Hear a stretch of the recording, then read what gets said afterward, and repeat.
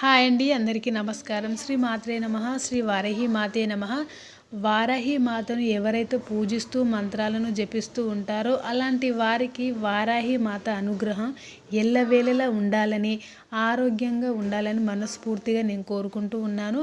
వారాహి అమ్మకి ఆ రూపం ఎలా వచ్చింది, ఏ విధంగా వచ్చింది, ఎలా వచ్చింది అనేది ఒక చిన్న కథ వల్ల మీకు వివరించబోతున్నాను. మనస్ఫూర్తిగా వారాహి మాతకు నమస్కారం చేసి ప్రతిరోజు మంత్రాలను జపిస్తూ ఉండండి. మీకు సమస్యల నుంచి వారాహి మాత ఖచ్చితంగా తీరుస్తూ ఉంటారు.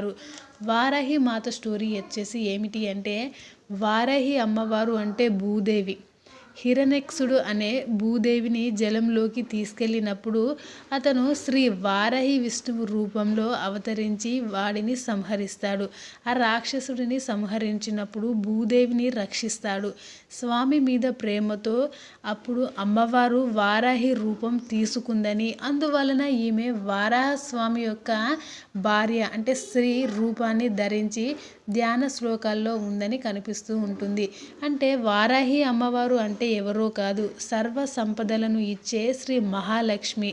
అందుకే శ్రీ లక్ష్మీ సహస్రనామ స్తోత్రాల్లో వారాహ ధరణి ధృవాని కనిపిస్తూ ఉంటుంది. కాబట్టి ఈ వారాహి అమ్మవారిని ఎవరైతే ఎక్కువగా పూజిస్తూ ఉంటారో వారాహ స్వామి లాగే అన్ని కోరికలను శ్రీ వారాహి మాత నెరవేర్చగలదు, లేదా భూతగాథాలను నివారిస్తుంది. ఎలాంటి చెడు ప్రభావం ఉన్నా కూడా అక్కడ శ్రీ వారాహి మాత ఖచ్చితంగా పరిష్కరిస్తారు.